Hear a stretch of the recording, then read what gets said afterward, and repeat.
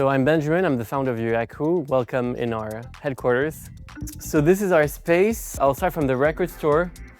As you could see here, we have a nice space on 2 different floors where we propose a wide selection of house, deep house, techno, dub techno, all the different spectrum of electronic music. Basically, we firstly select records around our labels, and little by little, we got curators who started to propose a wide selection of records. So this area, we have a certain numbers of listening stations where people could come here, spend a nice afternoon or morning. If they could come here, we have a cafe where they could take a glass of coffee, drink around.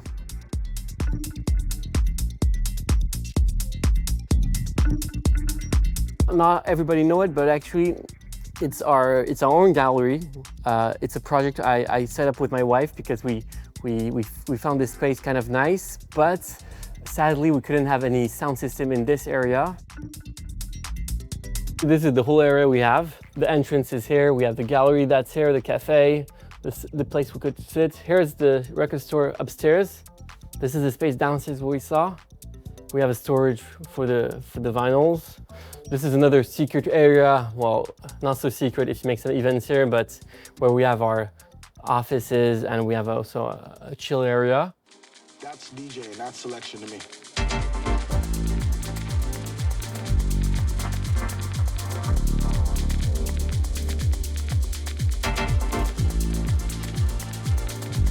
We kind of have a focus on the sound system because we realized that, people when they kind of listen to music, they have to have a good definition to kind of understand the different frequencies. So we decided to have upstairs a sound system by Martian creator from Berlin who set this up.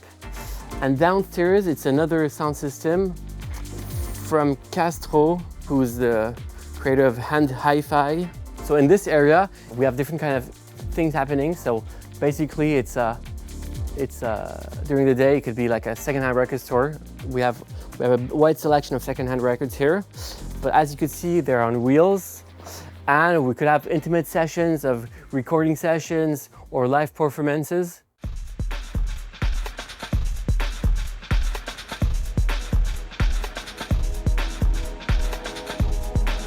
We started 10 years ago. We started in a parking lot in Belleville that was a really small, it was like 10 square meters of a parking of a school. And we started with our own label and we did ourselves the distribution. So basically the story is that we asked another distribution to distribute it. They kind of refused. So we put ourselves the energy to make it happen.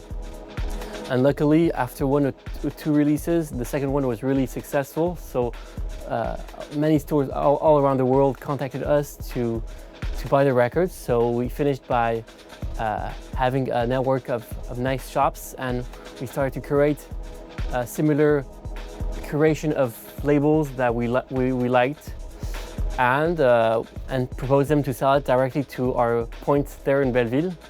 So yeah, we kind of have our own label, the distribution, the shop, and it's kind of the ecosystem where we kind of do each step of the production. So we will listen to music, we'll choose it, we'll design the artwork, we'll make the pressing, and we'll sell it either to physical stores or ourselves. But we're happy to work with institution labels, but also with emerging scene that also propose something really new.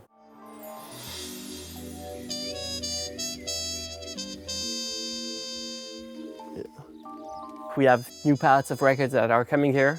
So it's records we distribute, so we're in charge of pressing those records in different pressing plants.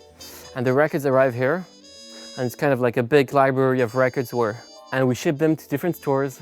Like basically we work with 400 different independent record stores around the world. So this is the point of our job, is to really follow up the creation of the music we're proposing, even if we want to be wide in terms of electronic music subgenres. And afterwards, we do it.